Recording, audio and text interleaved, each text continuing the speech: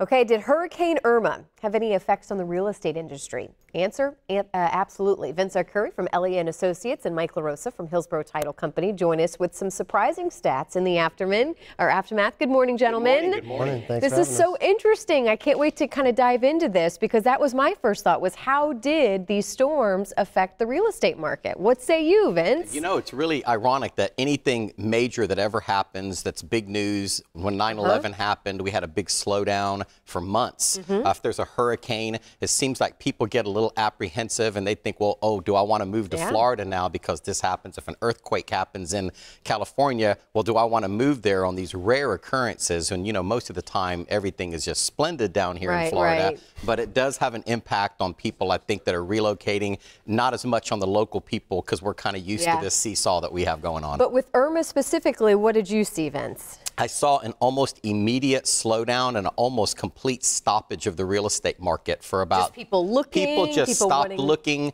The phone stopped ringing. People wanting to list. People wanting to buy.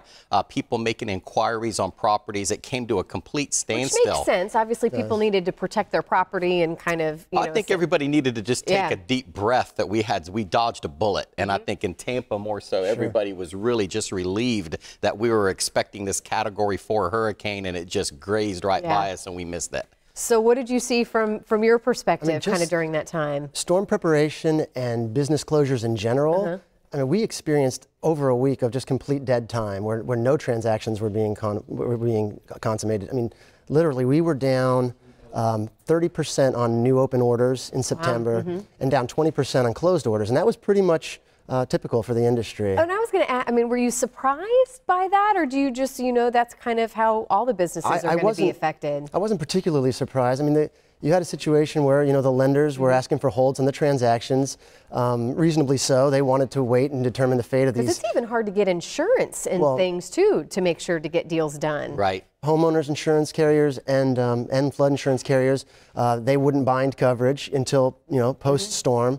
And like I said, the lenders wanted to determine whether or not they were going to require re-inspections. Okay. We dodged a bullet. I mean, we didn't. I was going to ask now, how are we today?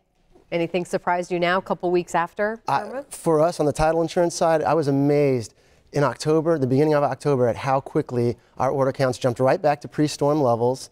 You know, the industry itself, it was a very cooperative process. I was impressed that, you know, the deals, even the ones that were delayed, they got back on track and we're right back in business. Did you see the same thing, Vince? I see the same thing, but the lesson to be learned for the consumers out there is during hurricane season, as soon as you purchase your home, as soon as you go under contract, when you know it's hurricane season, bind your insurance coverage then. Pay for it. So because the insurance companies, once that hurricane's brewing in the Gulf, they stop writing and they stop issuing those policies, and it can delay your closing. And if you preemptive take precautionary measures and pay ahead of time, which you're going to have to pay at closing anyway, in that delay, you won't have that delay on your closing. And I hate to be the one to say it, be the Debbie Downer, but we are not out of hurricane season yet. We are not out of the woods yet. So almost, we're almost I feel like we dodged that bullet. I'm hoping that we're going to knock on that wood. Do it twice. Do it again.